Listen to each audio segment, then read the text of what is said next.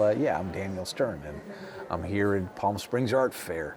And yeah, might know me as an actor, and I, been an interesting artistic life in my showbiz world, but my real passion that I work on is my sculptures. And I was going to tell you a little bit about them.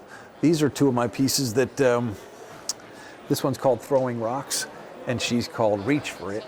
This is a newish style I've been working on, which is, I've done a lot of sort of realistic and figurative work, and I said to myself, I want to stretch myself and figure out some new styles and just experiment a little bit, and I decided to really stretch myself and make my figures stretched. So this one, Throwing Rocks, is actually sort of inspired by the Arab Spring.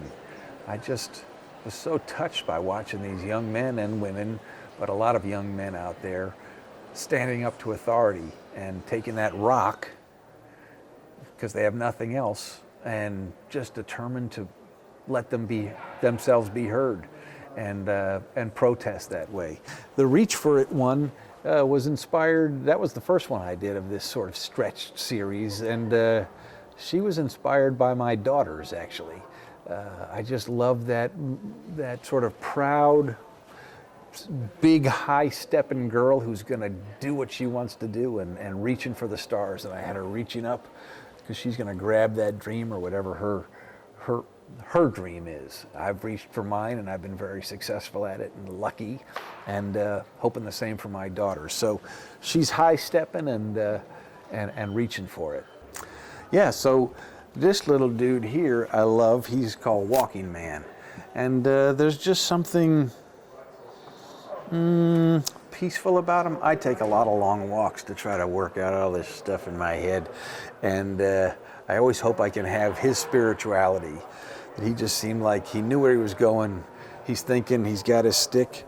And just sort of that peacefulness and determination is something I was interested in trying to capture and hope I can achieve in my real life, not with my sculpting hands. Well, and these other two I'm going to tell you about. This one's the Fisherman. I live at the beach. I've been living at the beach for 25 years, and there's this brilliant fisherman. He's out there every day, even in the middle of Los Angeles, catching his dinner. And I see him just about every time I'm out there, and I am always just so touched at his patience. And I tried to get the look. He's always looking out there. Somehow he knows where the friggin' fish are, and I don't know how he does it. And his rod was also the inspiration, because it's so long and such a nice arc to it that I wanted to get a piece of that in my sculpture. So that's my Fisherman. And then this guy, I call him, I call him Banker's Holiday.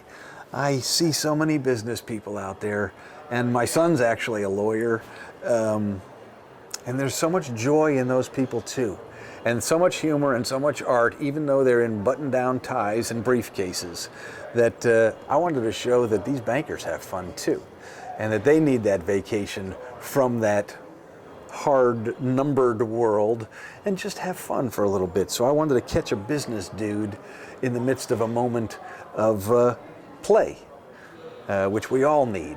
And so I called him Banker's Holiday. I dig him. And also that he can stay on the rope like that is amazing.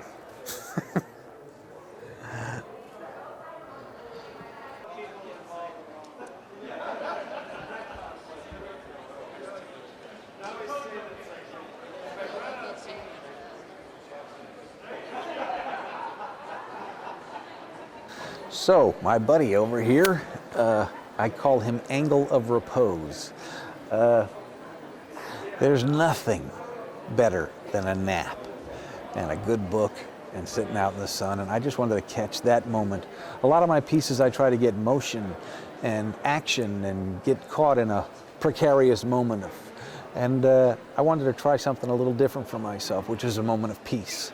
And one of my favorite books, so I made this guy, and actually one of my favorite books in the world is Angle of Repose by Wallace Stigner, and I named the book Angle of Repose, and it seemed perfect because that's exactly where he's at, and that's what I dream about, is just sitting there with a book, reading it and taking a little snooze. I can't do that, but I dream of doing that.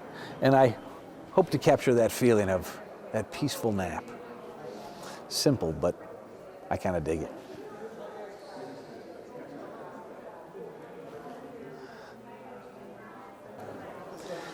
Peace in artistry. It's so necessary and so hard to find. In order to really get in touch with your inspiration, you have to be in a peaceful state where you can listen to your own head. And yet when you're in the midst of an artistic adventure, it's very crazy. Whether it's the obsession about a sculpture, whether it's the obsession about making a film, there's always a lot of craziness that goes along with an artistic endeavor. It overwhelms you. An obsession, and really art is an obsession. And so how do you find a peaceful moment inside of an obsessive moment? And that's when you're really doing it right. And that's what I really love about the sculpture thing, is that it really, when I'm not thinking about it, when I'm just doing it, when I'm moving the clay, when I feel what the hair is like or the nose is like, and it's working, I'm totally at peace for those moments, because there's no thinking about it. And it's an interesting thing that artists and all of us have to go through, is balancing those moments of thought and inspiration where you get the idea, and the peaceful moment of doing the idea, which takes no thought.